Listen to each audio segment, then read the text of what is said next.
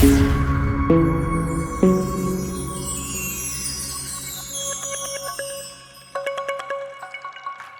everyone. This is definitely different today. An absolute honour to be here, and I want to thank Jason for all his efforts in bringing this fantastic day together today. You know, I want to talk today, I want to tell you a story, but first and foremost, you know, when we switch our TVs on today, when we go onto our mobile phones, it's not nice. You know, the reality is that our world is in turmoil, from seeing things like genocide, war, absolute heartbreak throughout communities, to hatred, to poverty. And that's hard to watch. But with that, you know, we see the other side of that. We see people stepping up each and every day. We see people looking out for people, and that's something that I certainly have been involved in. And I think that's the message, certainly today, is the fact that each and every one of us have the ability to step up and make a difference. And I think now more than ever, we need that. You know, we need that in our streets, in our communities, in our schools, in our workplaces, in our society. And I think that's something that's seriously lacking today. But for me, you know, I've seen day in, day out the goodness in people. I have been very fortunate to be in the midst of this movement for good, of this movement of community solidarity, and I want to tell you a bit about that today. Where that came from is from lived experience. Growing up at the foot of Black Mountain in a place called Turf Lodge in West Belfast, very early on in my childhood, I recognised the fact that, you know, my parents were struggling to put food on the table. They were struggling to heat our home. And for a child, that's not a very nice thing to experience and to acknowledge very early on in life, but I did. And with that, I recognised that many other families around me were experiencing something very similar. But one thing that has always stood by me in that community is the incredible resilience that existed then, and something that happened almost without thinking.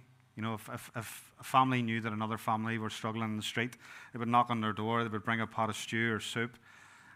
If they knew that someone was starting a new school, they would bring along, you know, pre-loved, outgrown uniforms to support that family. And I think that's something that certainly stuck with me. But as years gone by and I became an adult, I had a real anger and a real frustration at the fact that in my own community, the things that I experienced as a child were still happening now. Those same experiences were happening now to the people I went to school with and grew up with. And in fact, they were then struggling to put food on the table for their children. They were struggling to heat their home for their family. And you know, there's a lot of shouting at the TV. There's a lot of saying angry words towards mostly politicians on our screen. But you know what? For me, it was about much more than that. It was about turning that anger, it's about turning that frustration into positive action. It was about channeling that anger and frustration into community action. And with that, a very simple idea. You know, I had a garage at the side of my house, and I thought, you know, there's people struggling in my community. I'm going to try to reach them. And I created a little pantry, a little food bank at the side of my house, much to the delight of my wife, first and foremost, to my neighbours who thought I'd absolutely lost my mind, and the people who walked past and said, how much is your bananas, love? And started taking their purse out. And I said, no, it's not a fresh fruit and veg market. I'm trying to show a little solidarity with people living in our community who are struggling. And with that, you know, Belfast people, especially around our way, are very nosy. And they started to ask, what is it you're doing? And the more I told them what I was doing, the more people would come and say, well, I can give you half an hour, I can give you an hour and give you some help. And they started to volunteer for this thing that I started doing. And you know, 2 people turned to 5, turned to 10. And next thing you know, it's 70 people outside my house every Saturday morning without fail, getting out to people, showing them some solidarity, and delivering food parcels out throughout the community. Very early on, we recognized the fact that there was much more going on in our community. People needed so much more than just a food parcel. There was loneliness, there was isolation, there was poor mental health. You know, people were experiencing homelessness, they were sofa surfing, so many different issues. And it was at that point we knew we needed to scale it up. But when you have 70 people around you, you know, it's about utilizing their skill set, it's about utilizing their experience, their knowledge, their know-how. And we discovered that we had school teachers, So we started running classes.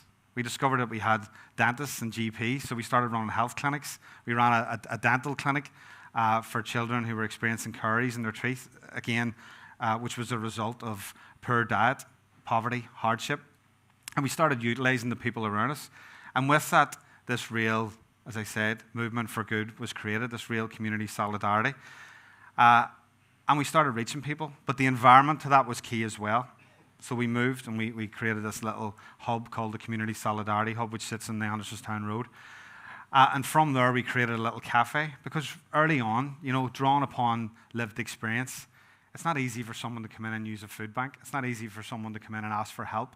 So it's about breaking down those barriers. And in that little hub, a little cafe, we set it up to look like a coffee shop. People could come in and those barriers could be broken down.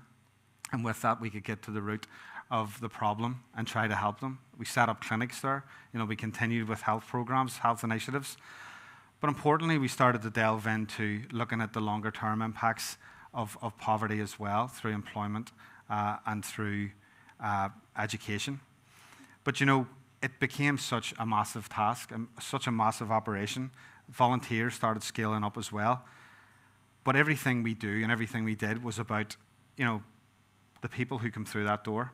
It was about us putting ourselves in their shoes and going back as a child as well and going, how would I want my mom and dad to be treated if they came through that door? Like, how would I like to be treated?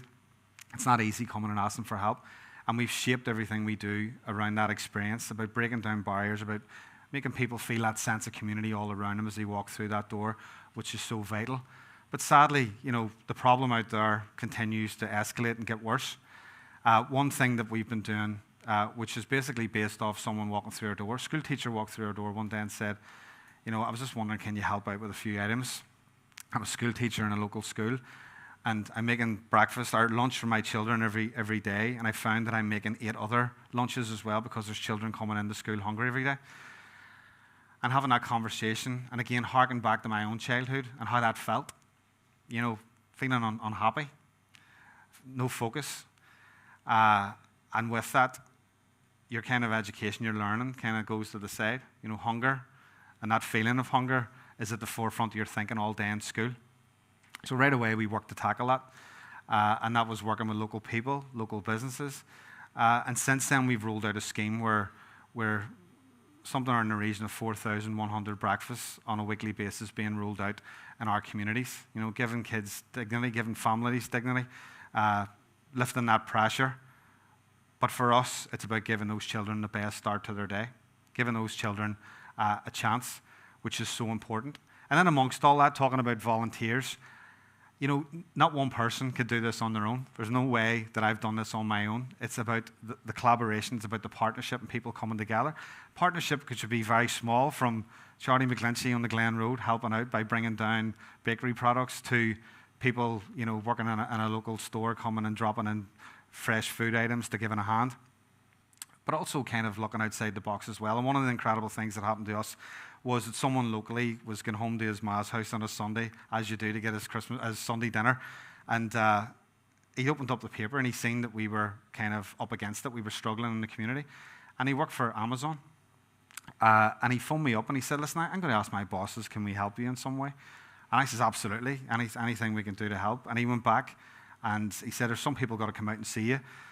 And one day I turned up and there was like 20 people turned up in our little hub in the Andytown Road. And I said, well, did you have far to travel? And they went, oh yeah, we came from London and Amsterdam. And so they came from all over the world.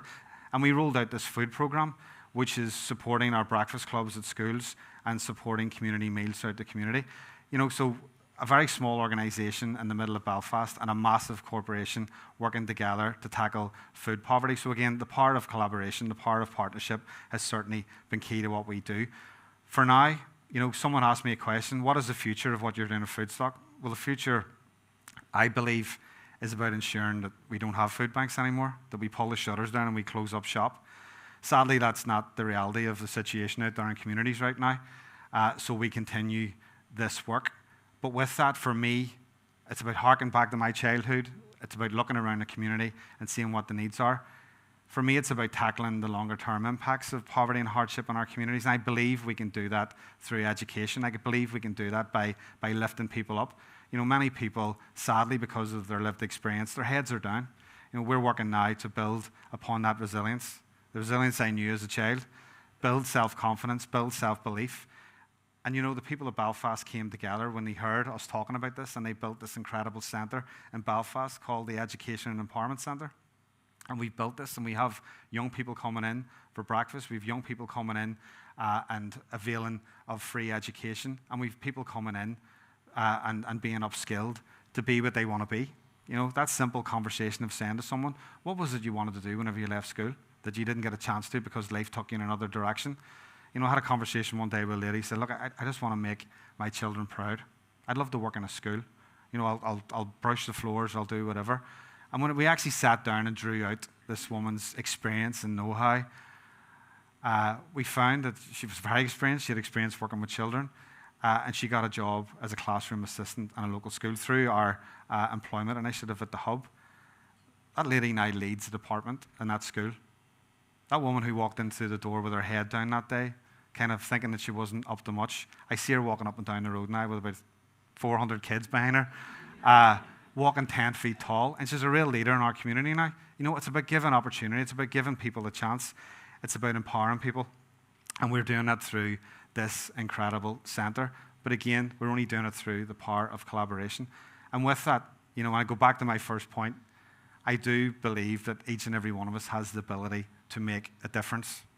Each and every one of us can do that, but we can do that when we pull together. But I think we need it more now than ever. We need more community. We need more community solidarity, and we need to start looking out for people an awful lot more to tackle what we have in front of us. We did it at a very small level on a little garage at my home. It's now blew out of proportion where people are catching on and they want to get involved in something for good. And that is the story of Foodstock. And I think it's very much the story of my community, which sits in Black Mountain area. It's a community which has been resilient, and a community that most certainly is one that looks out for one another. It's been an absolute pleasure to talk to you today and to relay my story. Thank you very much.